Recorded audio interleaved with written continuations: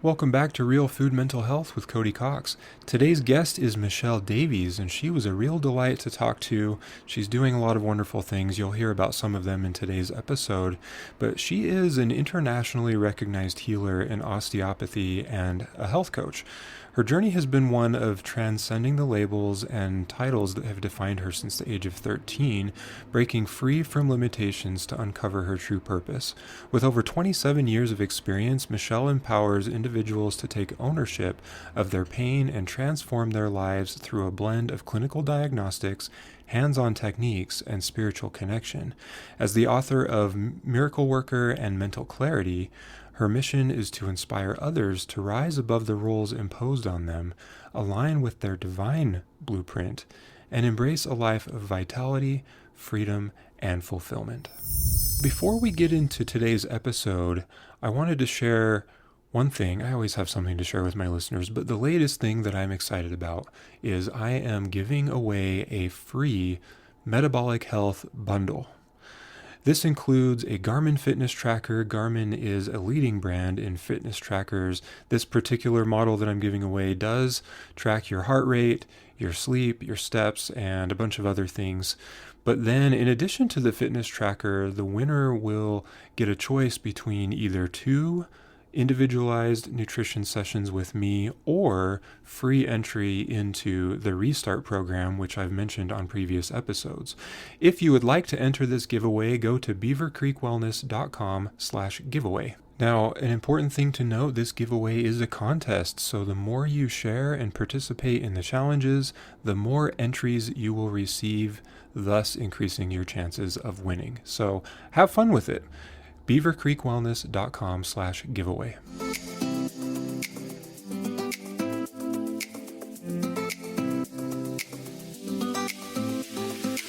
Welcome to the Real Food Mental Health Podcast, where we explore the powerful connection between mental and physical health. My name is Cody Cox, a holistic nutritional psychotherapist, and I'm here to guide you on a journey to true wellness, mind, body, and spirit. If you're tired of quick fixes and want real solutions that address the root cause, you're in the right place. Let's get started on your path to lasting wellness. Welcome back to Real Food Mental Health with Cody Cox. Today we have Michelle Davies. Welcome, Michelle. Thank you for having me. I'm really excited to be here with you, Cody. So you're a former osteopath. Would you mind sharing a little bit about your journey and what kind of experience you've had that led you to where you are now? I trained as an osteopath in 1997.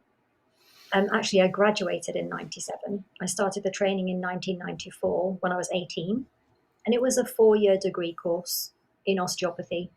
I knew from when I was 13 that I wanted to do something to help people, empower people, but it needed to be in natural medicine because I was brought up by my mum being a healer and my auntie being a healer and my great grandma being a healer.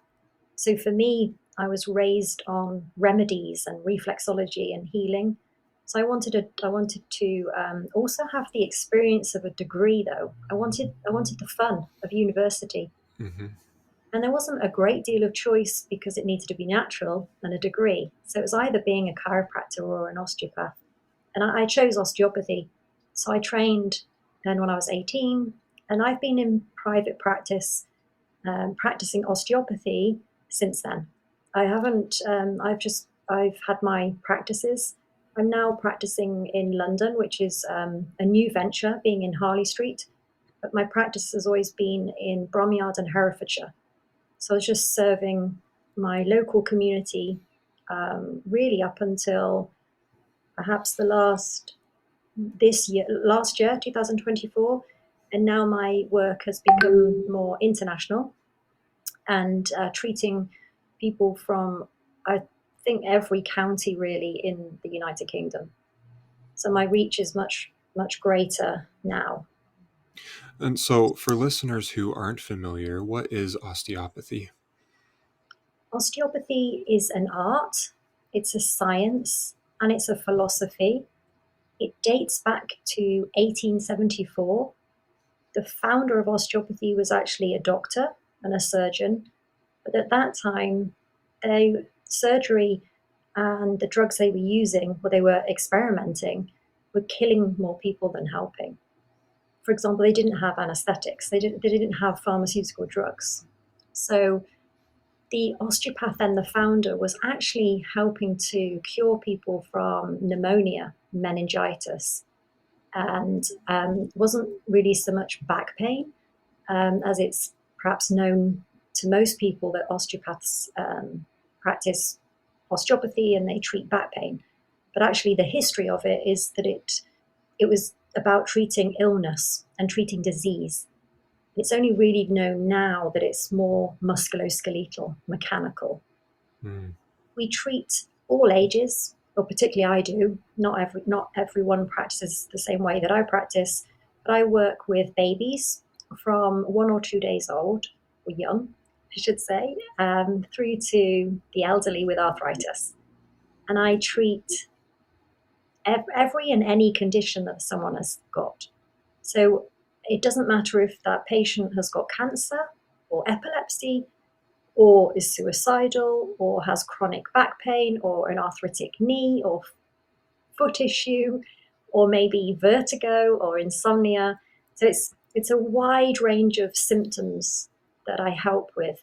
That's mainly because osteopathy is about treating the whole person, and it's about treating the structure of the person, which then improves their function. So the way they live their life improves as a result of checking their posture, mechanics of the body, circulation and drainage, and removing inflammation.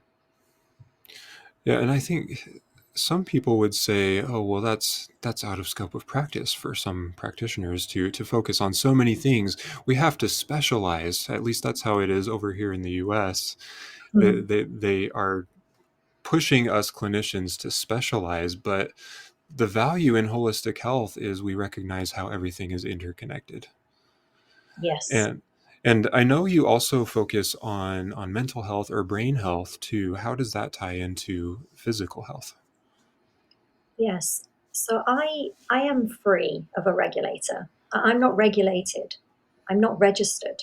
I don't actually have a title anymore. So I've been practicing free and I would say sovereign since October 2021. So my life as an osteopath until October 2021 was very different to the life, my professional life now is very different because I'm not restricted and I'm not gagged because I had duct tape across my lips for a very long time and I've removed the duct tape off my lips, which means that I can speak freely to you tonight about the conditions that I treat. But if I was an osteopath, I wouldn't be able to talk to you as freely as I can do. So the work I do now with mental health, I work with a lot of people that suffer anxiety, depression, psychosis, they're self-harming, suicidal, and addictions. Now, as an osteopath, they none of those things are on the list of the conditions that we say we can treat. So just so that your listeners know that a traditional osteopath in the UK cannot say any of these, this list I'm saying to you now. And it's because there isn't evidence. You know, there's not Right. scientific proof that says that we can treat those things. So the Advertising Standards Authority have restricted the scope just to be able to comply then with that scope of practice. Not allowed to say those things. But I treat using the same methods that I graduated with in 1997. One of them is the cranial osteopathy. Cranial osteopathy is about treating the nervous system, so treating the cerebrospinal fluid, which bathes the brain, the spinal cord, and all of the nerves. And we are taught that at undergraduate level for 2 years of the 4 year training. But even at the end of the 4 years, it's difficult to know what you're doing with it because you haven't had enough practice. And you're only really just getting to the start of, am I feeling the right thing? And now what do I do with it? So Hmm. a lot of osteopaths drop it as a technique because it's really difficult. And it is it's easier to use all the other tools that you've just learned in the last 4 years, the manipulation and the massage and the stretching and balancing. And it's just easier to perhaps use those skills and not necessarily then keep on plowing away and keep on trying to understand this cranial sacral system. So for me, I started to just use that cranial sacral osteopathy on every patient that I would have that would come into my practice, and even if it was just 5 minutes at the beginning, I just started to use it, and now it's very easy for me to place my hands on someone, and within 30 seconds or a minute, I know what's wrong, I know what's going on, because I can connect with the body much better because of the years' experience I've had. So working with the cranial sacral system enables me to help the brain heal. So I can detect concussion, brain injury, I can detect trauma to the head, whether that's actually a concussion or just a bang to the head. And by using my hands only, I'm able to then engage with the fluid flow and, let's say, manipulate it, but it's more about working with it, not against it, but also trying to encourage it to move into an area where it's not moving, where there's a blockage, because often where the blockage is the key to that patient getting better. Really interesting. I got craniosacral therapy myself from a massage therapist. So in the US it's typically massage therapists or chiropractors who practice craniosacral therapy. But I've always been curious, what's the science behind it?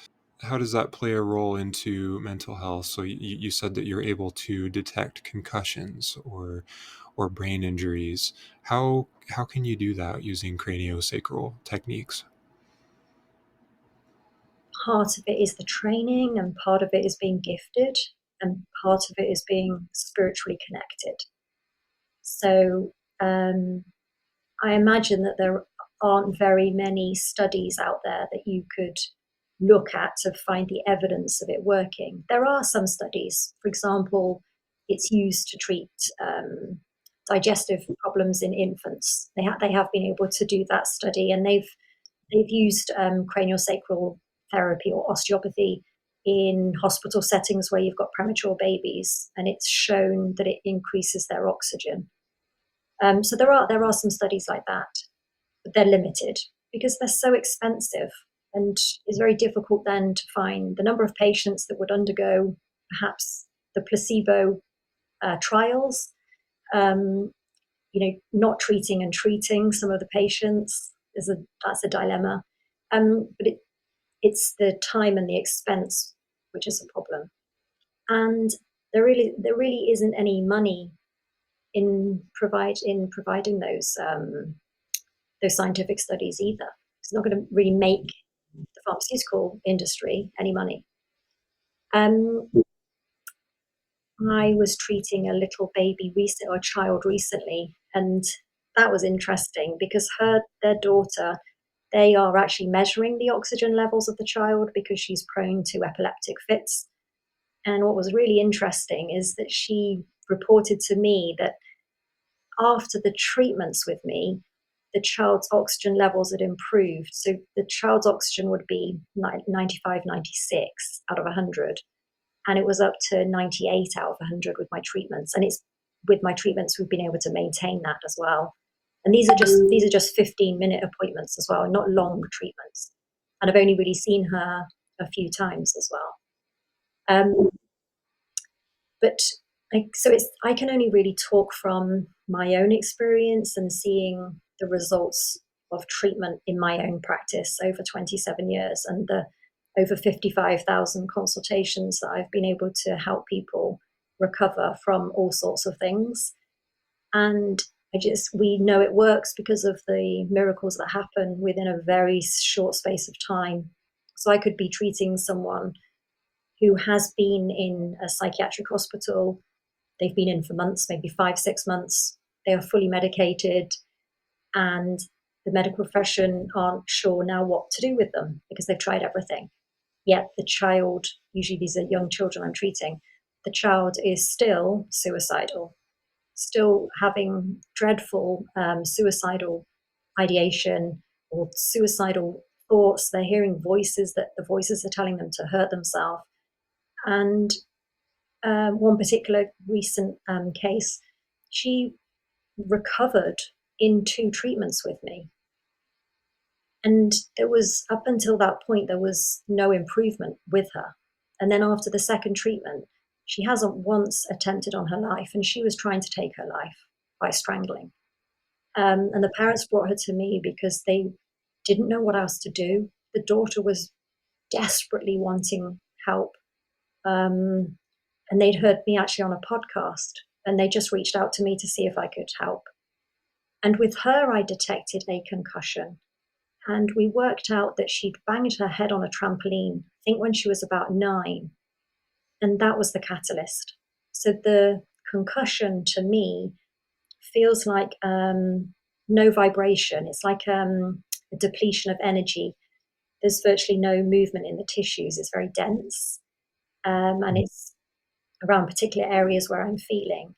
Um, and then by changing that energy within the tissues that I'm palpating, that's when then the relief comes. So then when she came to me then on the third appointment, she bounced in the room. She didn't stop talking for the appointment time. She was so joyful. She had color in her skin. Her hair looked shiny. It was just like, this is not the same girl that I saw just a few weeks ago. And she was able to tell me that the voices had stopped. She wasn't hearing the voices anymore. Or they'd got quieter, and then they disappeared. And now she's at university. She's studying. She's moved out of home. I mean, her parents were looking after her 24/7 because they didn't know what she would do next. And she's actually moved out of home. And I keep in touch with her. I feel like her godmother. um, and she's great. It's just amazing. So I suppose a lot of these people don't need science. They're in such a way where they have tried everything, and they're willing to try, um, whether there's science or not. I think because of the testimonials, the anecdotal evidence that I've got is enough for some people, but Yeah. it isn't for everyone. And depends, I think, on how open you are to try something that perhaps isn't scientific. Because also I work very, I would say, spiritually. So I know that I'm not just working with the physical body, I'm working with the spiritual side of someone. So I'm working mentally, emotionally, spiritually, and physically when I'm working. And that's why I'm excited to have you on the show, because I feel like a lot a lot of us, psychotherapists included, we tend to hyper focus on the physical. Even if we're not addressing the biological side of mental illness, we're still focused on what we can see, what we can feel physically. And so it sounds like with craniosacral techniques that you're using, you do have to have a certain level of spiritual attunement or intuition. And I was thinking too about how, in my experience as a psychotherapist, I can't say that I became a therapist simply by going to school. It was through experience. And I still feel like I have a long way to go to become more spiritually in tuned, at least in that respect with mental health. But it's through experience and actually seeing people, working with people, that I became a therapist. And so that's why I'm not so particular about having certain guests who have degrees or clinical licenses, because I do recognize that the experience is far more valuable than simply the credentials that a person might have. Yeah, you're absolutely right. Because there could be an osteopath who's got a master's degree and a PhD, but they might not be very good at helping someone get better because, well, for one, they might not even love the work that they're doing. They might not put their whole self into helping the person. They may well have their own issues going on. It's I think the reason that I connect so well and get miraculous results with people. There's a lot to that. It's not just me applying some techniques that I've learned. I've been on a journey myself spiritually. I've done a lot of self development, over the last 27 years. And I do walk the talk. So every piece of advice I give to a patient, I'm already practicing that myself. I prioritize my health, and every decision I make is for the my higher good, so that I'm able to help people. I don't have any issues myself, nothing. So my health is 100%. So when I come to my treatment room, I am fully there, fully present. I can give 100% of myself, and that patient is not going to take anything from me. I can give as much, but they don't take from me. So at the end of an appointment, I'm fully refreshed for the next patient. And that counts for a lot as well, because I don't have any health issues. So when I'm working, I don't have any stress or pain or illness.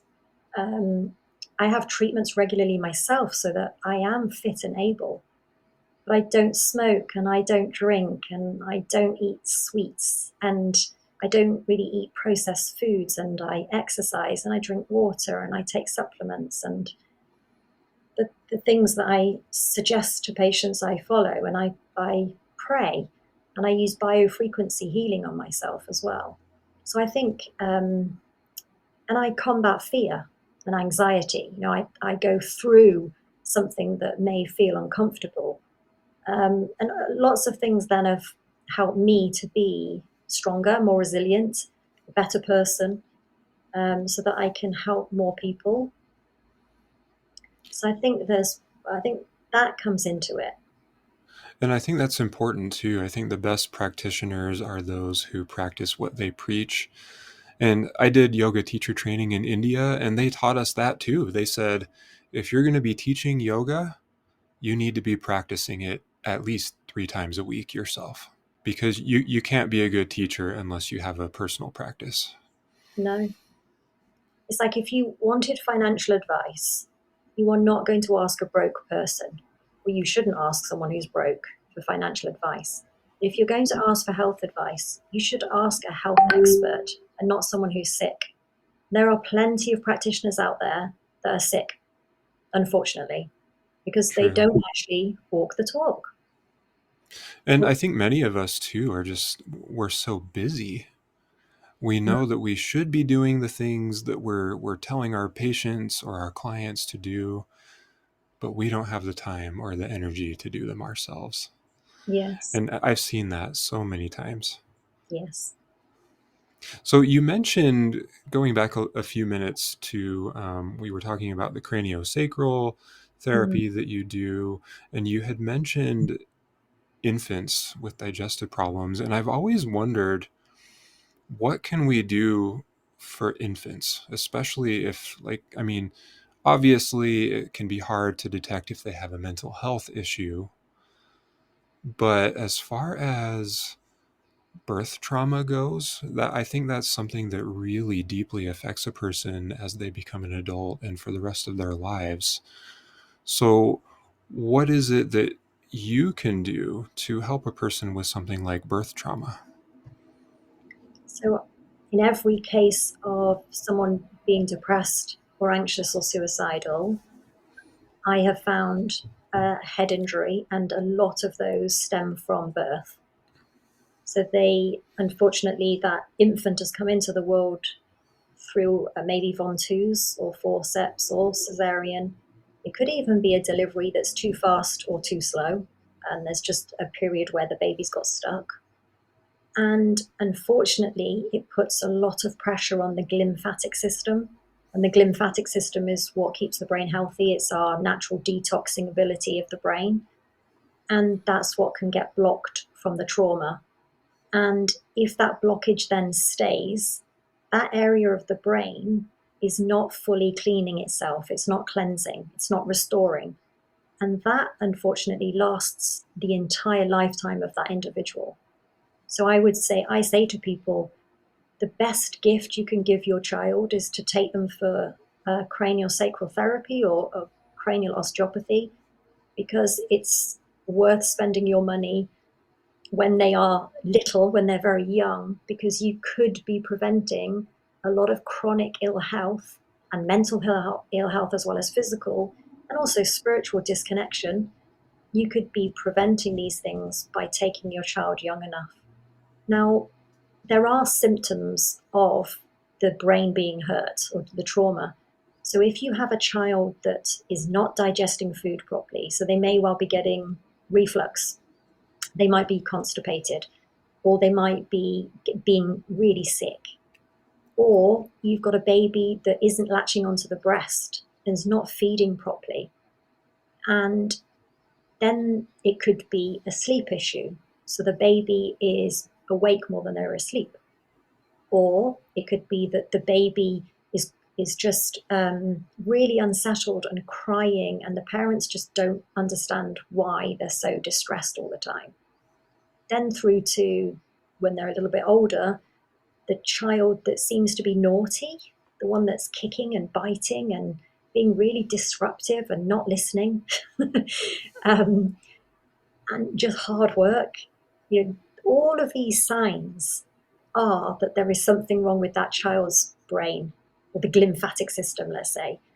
And it's it's much better not to overlook those. So generally, if a child is happy and content and sleeping well and feeding well and digesting well and is getting on with other children and isn't too emotional, not too shy, not too, not that anxiety that you can see, um, making friends, and just seeming to be quite resilient emotionally, your child's fine. There's unlikely that your child is going to have any problem at all with their glymphatic system. But how many people do we know? How many families do we know where their children have got one or two of the things that I've just said? A lot of them, and it just goes Yes. to show that those children, they really are struggling. And a feeding issue, for example, could actually just be as straightforward as the jaw needing to be realigned. So I treat a lot of children with cerebral palsy, and they have maybe had a year of feeding with a tube. They've been unable to eat with their mouth.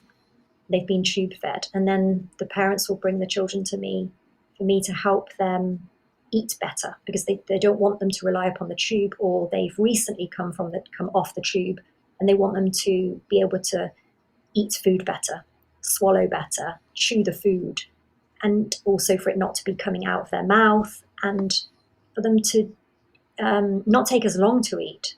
So I had a child that was taking 4.5 hours to feed in a day. And with one treatment, it came down to 10 minutes. As soon as the child left the treatment room, they fed the child in the car because they'd already traveled hours to come, about 3 hours, I think, to come and see me. So they needed to feed their child. And they said afterwards that it took 10 minutes to feed her. That never happened before. And whenever she comes for treatment, her feeding always improves. So she may have had a little setback because she might have been unwell or something's happened. And every time it's amazing the difference it's made. And the main thing I'm doing really is realigning the jaw, the temporal bone, the sphenoid bone, and I'm just aiding the release of that, and that then helps the child feed. But there's the hypoglossal nerve as well from the base of the skull, because that supplies the tongue. So, and I don't know how much of it is the nerve to the tongue or how much of it is the jaw, because I do the same. I'm working on whatever restriction I find in the base of the skull. So I'm not sure which one of those. Perhaps it's both. Um, so I think that answers the question, doesn't it, about the babies and the children and Yeah, and birth trauma particularly. And yeah. and I know it can be really difficult to tell, but do you feel that when you work on children or infants in that way, does that prevent future mental illness? I would say it does, yes. Yeah, I would say it does too, based on what you said. It sounds like that would be the case. Because, I mean, definitely that if you have any trauma at all, if it goes unresolved, it's going to Yes, develop into something worse. And exactly. if anything, you're going to be less resilient and experience more trauma, and it's going to develop into a more complex issue. And That's right. so addressing it early on can really prevent a lot of further problems. Yeah. Now, do you do, I know you mentioned how you see people internationally. What does your work look like when you are doing remote consultations? So remotely, I use biofrequency, which is I use a AO scan technology. So I use that. That's incredible. I can explain that in a minute. I work virtually, so I can be provided with someone's medical history, their full history. I usually send a questionnaire before I see any patient anyway, which means that I'm really prepared for that consultation, whether it's virtually or under my hands. So I'm able to work virtually, not in the sense of putting my hands on them to kind of promote the healing response. That's what I use the biofrequency for.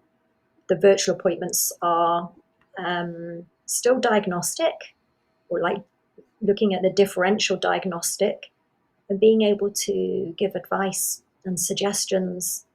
Um, and those appointments, again, those can be profound for the patient. They can't necessarily get to me, but I can offer a lot of support virtually because I can understand where their problem is stemming from, whatever it is, um, and at least be able to help identify perhaps where the problem lies, and so how that patient can combat that and how they can live a better, more fulfilled life. The biofrequency is incredible. It's technology that analyzes the frequencies within the spoken voice. So a patient would provide me with about 15 seconds of their voice recording with their height and their weight, their date of birth, and a selfie photograph. And then the technology analyzes 8,000 frequencies within the voice, and it picks out from 12 notes, it picks out 4 notes which are imbalanced. So 3 notes which would be producing too much sound, and 1 note that isn't producing enough sound. Then it creates the notes for that person to listen to, which brings a balance. Because if usually then the emotions are imbalanced because of the spoken voice. We know ourselves, don't we, that you can be in someone's company, you can tell quite a lot from how they're feeling just by how they're speaking. So this Yes. technology, analyzes that, but very deep analysis of that, very technical. It produces an emotional report, and that's fascinating. So you can actually read about yourself from the notes that are spoken in your voice. And the music then they can listen to every day. It takes about 12 or 13 minutes. It's something that I do every single morning. I'm committed to that. I record my voice, listen to the music. And I've experienced so many results from using it myself or from the patients that I've worked with. That's amazing technology. That makes me want to try it myself. I'll put that to And you as my could gift to you for tonight. well, could you theoretically do that with a child as well? Maybe somebody who has yet to speak, and like you could record maybe an infant crying, or does it Yes. not quite work that way? Well, it worked for a lady who had a stroke, and all she could do was make one grunt. That's all she could create was a grunt.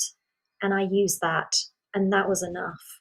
And every time we did a new recording, there was another grunt. So the one grunt became 2 or 3, and it was the noise was enough. And I'm because I've got children who suffer a lot of genetic problems, and with cerebral palsy, they could be blind and they've got genetic issues.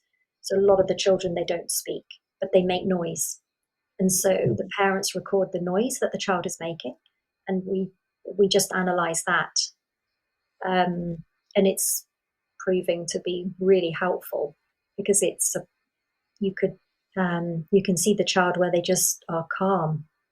There's a calmness about them. Is this related at all to binaural beats? I know, or Yeah, maybe it's just how it's processed in the brain, and it's not quite the same therapy. But is it? Would you say it's kind of the same yeah. thing? I think it's similar to that. The founder of it is actually in America. It's come from America. Oh, really? Yeah. Okay. How long has it been around? Not all that long, but the founder, I think his child, he was able to cure his child. I think that was cerebral palsy um, through biofrequency, and he spent years researching it as well as treating his child, and then he developed it himself. Do you know if it's effective with people who are deaf? That I don't know. I haven't tried it on anybody deaf. I'm not sure. Yeah, I'd be curious to look at the research for that and see Mm, if there's any benefit if they can't mm. perceive that sound consciously. Yes. Yeah, I say to parents, if your child is asleep, still, put the headphones on. I don't think they necessarily have to be awake, because some Mhm. children, they might not tolerate having headphones on. So I've said to parents, just whenever the child is comfortable, maybe dozing or asleep, then take the opportunity and put the headphones on. So this particular patient that would only be able to make a grunting noise, she had a stroke and she was in hospital, and she was given 72 hours to live. And if she did survive, then she wouldn't walk, talk, or eat normally again. And I was in contact with the daughter, so that's how that came about. The daughter was able to play the frequency music to her mum, who was pretty much just in a hospital bed, not functioning at all, unable to Wow. do anything for herself. She was given literally 72 hours to live. And the music was played to her every day. For me, it was such an honor to be part of that journey with her, because I was the one receiving the voice recording of the mother. And it was incredible to go from one grunt to each recording. There was more noise, there was more in her voice.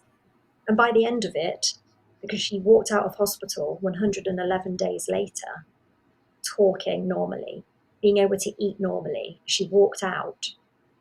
And of course, I was on that journey, but I had a full sentence from her then at the end, just talking normally. And I felt, for me, that was such an honor to be in that position, to receive that voice recording. I was emotional every time I'd receive the recording, because I could hear this woman coming back to life. And I just like, wow, we're not doing anything apart from playing the music. She did pray. The daughter's Christian, so she would sit by her mother's bedside and pray. Mhm. Um, and I think the combination of the biofrequency and the prayer, it saved her life. And so she was non-responsive, the lady who's in the hospital, and it worked for her. And what about for those who are generally pretty functional? They're maybe professionals, students, Mm, people who maybe they have some mild depression or anxiety or brain fog. How can that benefit them? it would benefit them. Yeah.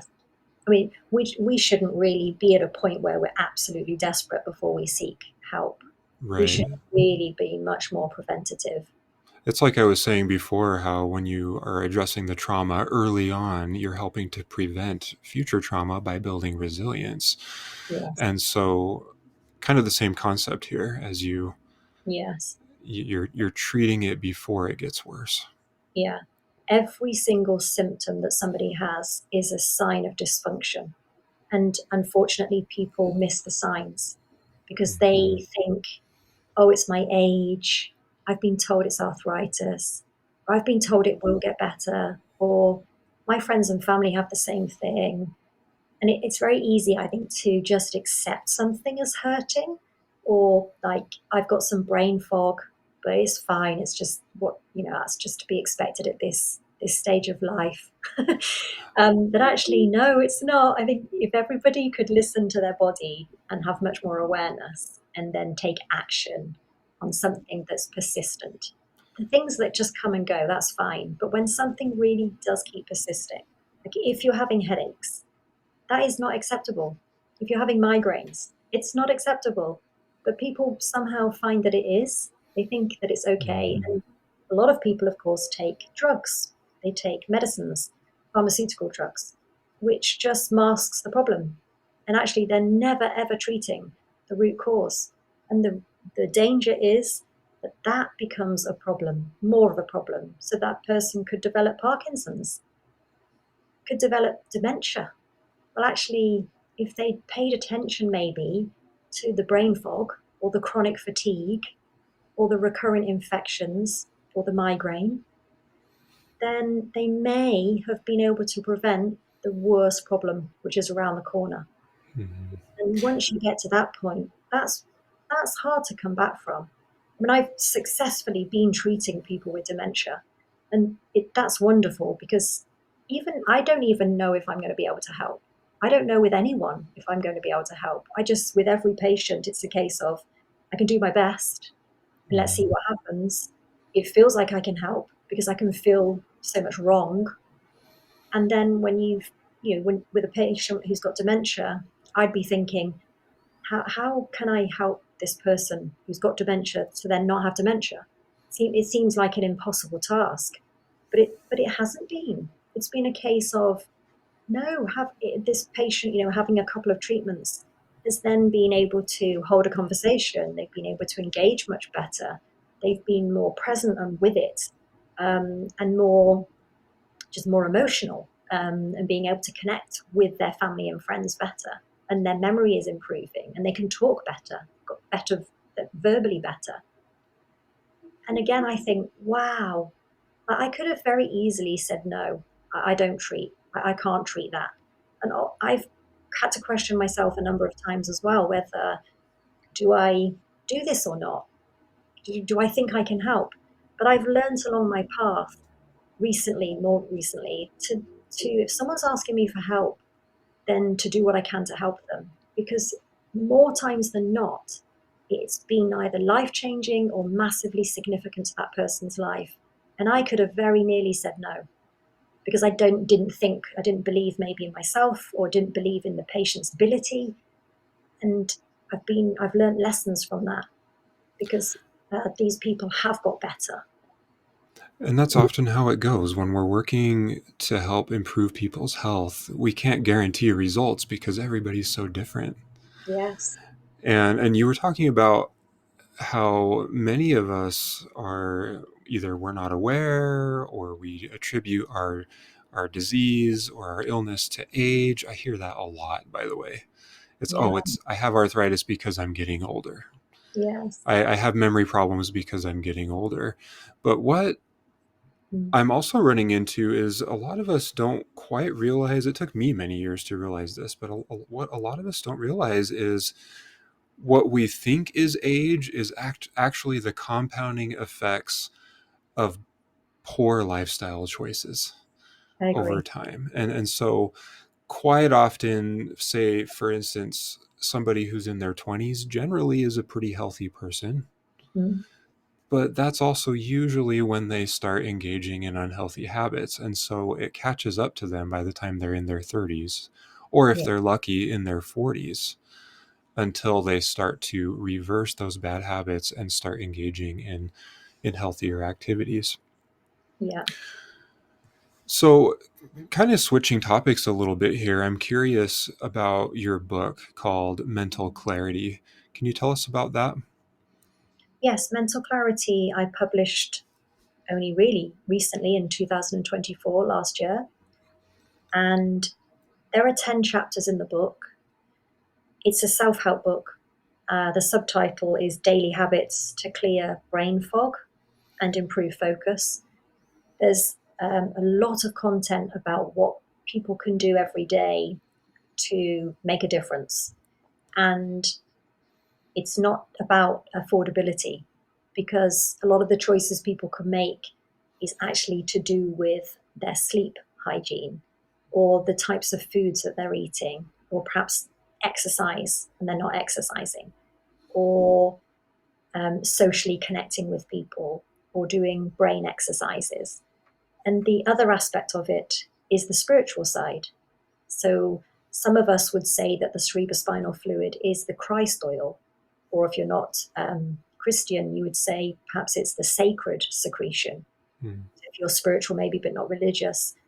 And so there's that aspect of it as well, which I cover in my consultations with patients, and I encourage them to think about their body not just being physical, but actually they are a spiritual being. And just talking about prayer and meditation and breath work. Breath work is it's free and it's so effective of putting somebody into their parasympathetic. So mostly we live in sympathetic, the flight, fright, we're fearful, we're anxious, we're stressed, we're overworked, just totally overwhelmed. And just to be able to come out of that and go into rest and digest into the parasympathetic system, you can do it for free because you can just apply breathing techniques and that will stimulate the vagus nerve. And the vagus nerve is what does the work. So we have the ability to be able to self heal and repair and rejuvenate by simple things like going to bed at an early enough time, sleeping 7 hours, drinking water, taking anti inflammatory foods like walnuts, for example, or walnut oil and berries and fruit and vegetables, breathing correctly, like breathing from our tummy rather than our upper ribs, so deep belly breathing, going for a walk, exercising, sweating, because it's important. We need to get rid of toxins. So if we sweat, we perspire, we get rid of some of those toxins. So I've touched on a lot of that within the book to be able to help people recover from what they've got now so that they're preventing dementia, Alzheimer's, severe depression, problems that could very easily come about just because you've got brain fog right now. So actually, if you've got any confusion or slight memory issues, you're not feeling like you're connecting with people and your decision making isn't very good and you're procrastinating, these things that you're already noticing about yourself, then take those things seriously and start making the effort with your sleep routine and your eating and exercise and the things I've just talked about. So the book goes into those sorts of details in the 10 chapters. Great. Yeah, as a holistic practitioner myself, I often feel conflicted because the things that I'm teaching people most of the time are things that are free. Yes.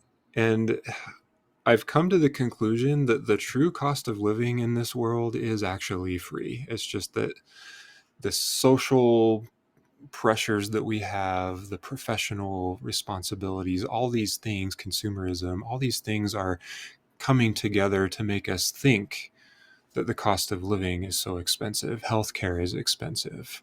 Yeah. Medicine is expensive. But many of these things, maybe even all of these things, you can do for free. A guest recently told me that something like 95% of podcasts fail within the first few episodes, and I can see why, because there is so much time and energy that goes into the production of a show like this one. If you would like to support me in the production of this podcast, go to ko-fi.com/Cody Cox. That's ko-fi.com/Cody Cox. You can pay a couple dollars or you can pay more if that's something you can afford. But either way, I'm going to continue to produce free content for as long as I possibly can because this information is so important and I want everybody to be able to access it. Thanks so much for listening today. You were talking about breath work, and I was thinking about my experience in yoga teacher training. In yoga, we call it pranayama. Yes. And as part of that training, we had to practice. We practiced asanas and we practiced pranayama and meditation every single day for hours at a time, in addition to learning how to teach others, right? And I have to say, I felt so great doing that. I was there for 33, 35 days, something like that. We did it every day for over a month, and I felt so healthy just from doing those things. And granted, I mean, we were doing some nutritional things as well, some Ayurvedic Mm-hmm. dietary principles that we were following. Mm. And I was curious, do you do anything with nutrition? I talk about people's diet, and I strongly suggest that my patients are on an anti-inflammatory diet, anti-inflammatory eating plan, because if I'm trying to reduce inflammation around the brain, then they need to help me help them. It is a team effort. It's not just about me helping them. And I really want them to eat natural anti-inflammatory foods. And again, this doesn't have to be expensive either, because I suggest making a turmeric latte with just like turmeric, black pepper, cinnamon, ginger, and a non-dairy milk. And that's potent. That's, it's really good anti-inflammatory that will cross the blood-brain barrier and help reduce inflammation. And walnut oil, just compressed organic walnut oil. It's not expensive, but having a teaspoon of that every day, if you can eat walnuts and berries. So if we reduce the sugar, because sugar is inflammatory, we need to create an alkaline environment in our body. And so I talk a lot about nutrition and supplements. I make suggestions to patients that they could try supplements. That's also sometimes when I use the biofrequency scanning, because the scan will scan all of the organs, and it also scans for intolerant food intolerances. It's not just about listening to the music. The other side of it is actually a kind of diagnostic, but not really diagnostic. It's more pointing you in the direction of the thinking that it could be that, rather than it being actually diagnostic. When you've scanned someone a number of times and the same problem keeps coming up, then you think, well, actually, that probably is a problem. So I sometimes use that as well to try and understand what's going on. But I use it on myself more than anybody else. I use it every single day. And I look for patterns in myself, and that's how I decide what supplements I may need, or how I should maybe alter my eating plan as well. But generally, myself, I very rarely eat carbohydrates, because I know that carbohydrates are more inflammatory for us. So I try to have protein and vegetable and salad. I don't eat meat or fish. I'm not totally against not having fish, because I'll eat fish maybe when I go on holiday and I know that it's come from the sea. I'm just really fussy about where the meat and the fish has come from. So for Right. me personally, I just thought, I'm being so fussy, I just might as well not eat it. But Hmm. then I feel like if I'm by the sea, maybe the fish has been caught in the sea, and I'll be happy to eat that. But that's rare. So generally, no Right. meat, fish, no, very limited carbohydrates. So to you, an anti-inflammatory diet is, it sounds like whole foods, Yes, um, low carb, yes, especially no sugar. yes, Anything else? yeah. The hydration, the water. I think Okay. filtering your water, because we can have more alkaline water if we go and collect it from the spring than drinking Yes. out of the tap. So that's what I do. I collect spring water from Malvern, and I use a distiller as well. I use distilled water. So I think water is important to filter it. Hmm. I think those are the main things. Okay. Yeah, that's consistent with what I would teach too. Just Yeah. whole foods, low carb. It kind of depends on the person and what their individual needs are, but whole foods for everyone, regardless. And the brain needs fat. It's Yes. high in lipids. So that's why I was mentioning walnut oil and Hmm. omega-3 EPA, because and that's on fish, we need the oil. So you find, I think, with people who perhaps are on statins, then there's more likely of developing something like the Alzheimer's or dementia, maybe, because of actually they're not getting, the brain isn't getting enough fat.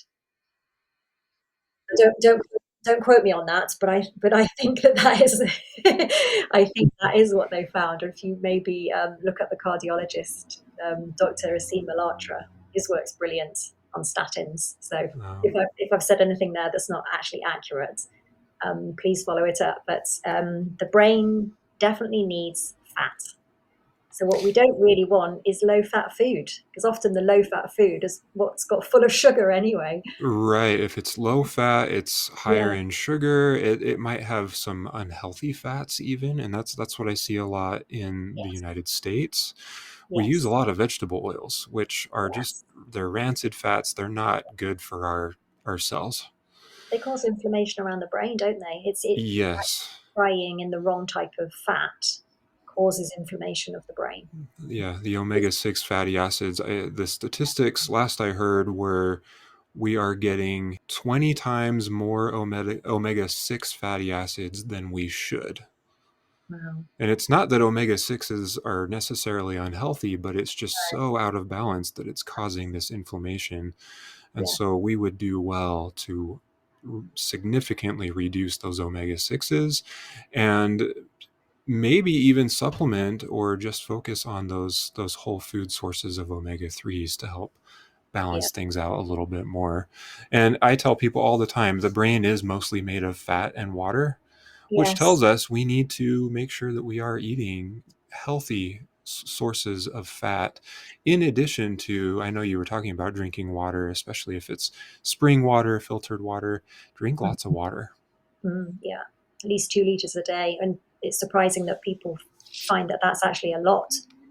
It's not even enough. That's just like average. Because if you're exercising and you're perspiring, Yeah. you may be, hormonal and you're sweating at night, then you need to drink a lot more than the 2 liters. It might vary based on the climate that you're living into. So I live in the desert where we might need to drink some more. Yes. Yeah. Also, alcohol and caffeine. I talk Mm. about that in the book, but also I think that's to highlight that um, if you're drinking coffee, then 25% of the caffeine is still in your brain 12 hours later. So if you're going to have coffee, it would be better really to have it before 10 a.m. Hmm. because you know that 25% is still actually going to be in the brain when you want to go to sleep. And that's not helpful. And if you're drinking coffee, then you need to drink more water because it's so dehydrating. And Right. then with alcohol, same alcohol, the brain does not like alcohol. Alcohol is very bad for the brain. And a lot of people have addictions to alcohol. And I would say that if someone is drinking too much, then to definitely address that because the chances of you then being unwell with a brain related disorder is very high if you're drinking a lot of alcohol and not drinking enough water and you're ignoring Hmm. symptoms, which often they would be. So, yeah, alcohol is inflammatory to the brain, really doesn't like it. And also, it just creates the body to wake up in the middle of the night because the liver is going to be trying to clear the toxins, which, if you think of acupuncture, they say at around 2 a.m. The liver is working, I think. And so, but people know anyway because the number of people that say to me, "Oh yes, I wake up at 2 a.m." And I say, "Well, that's probably because you've been drinking alcohol in the evening." Or Yep. if you do have alcohol, maybe have a glass of wine, but at lunchtime with your meal, as opposed to evening meal and going into evening. That's the worst time to drink alcohol if you're going to drink it. Now, I'm Hmm. not encouraging your listeners to do daytime drinking. Let me just put that out there. Not Yeah, encouraging. and alcohol is a depressant, and we often tend to use alcohol when we are depressed, which actually makes it worse. And so it's like you were saying, it's not good for the brain at all. It is actually a toxin. Yeah. And so if we can avoid it, we probably should. And I don't drink any alcohol at all. I haven't drank alcohol for years. No alcohol. And that's socially not acceptable, really. So, because everyone really, when you're out, they encourage you to have a drink and they look at you very strange, like, you're not drinking? You're at a wedding. Do you not want some champagne? um, I guess where I live, that it's a blessing because I live in a very religious part of the world where yes, we have bars, yes, people drink alcohol, but it's not as much as you might find elsewhere. I And think, so for us it's more of a sugar problem, it's a processed food problem, still inflammatory things, yeah, still things that need to be corrected. Um, but we are coming up on the end of our episode, and so Michelle, I just wanted to ask you if there was one thing you could change about the way people approach health and wellness, what would it be? become more aware of the symptoms because that's your body actually communicating with you. and they are the whispers of your body before they become the screams. So listen more to the body, have more awareness, and know that you've got the power to change yourself, that you were born with an innate ability to repair and heal, and it is within you. But that also requires you to have self-worth and know that you're worth more than you think, and that you've got much more ability to be able to combat the difficulties that you're facing. And be more grateful and be kinder, because that also makes a huge difference when you do acts of kindness, and when you show gratitude. Even just using the words thank you is very, Beautiful. very healing. And one last thing, where can people find you if they want to work with you? Well, I'm going to offer a gift to your listeners, and the gift is a free PDF copy of the book, Mental Clarity, because my purpose is to empower and inspire and educate as many people on earth while I'm here. So I would like to gift your listeners the book. The book can be found at braincareexpert.com. And my website has lots of testimonials, and you can see, you could read about patients' experiences. And that is worcester-osteo.com. And I've recently got a new YouTube channel, and I would love people to go and look at the videos. I'm making 250 short videos, and all of them are to educate, inspire, and empower. And a lot of them are great tips for people. And that is called Healing with Michelle Davies. Great. Thank you so much for being on the show, Michelle. I really enjoyed it. Thank you, Cody. This is great to have this platform to be able to reach as many people. So I'm very, very grateful to you. If you enjoyed this episode, make sure you leave a review. That really helps me out. And also subscribe to the show wherever you listen to your podcasts. Real Food Mental Health is intended for informational and entertainment purposes only. The information presented on this podcast is not intended to replace any medical advice, diagnosis, or treatment. While I am a healthcare provider, I am not your provider. Always seek the advice of an appropriate healthcare practitioner with any personal questions you may have regarding a medical condition. Never disregard professional medical advice or delay in seeking it because of something you have heard on this podcast. Reliance on information provided by this podcast is at your own risk.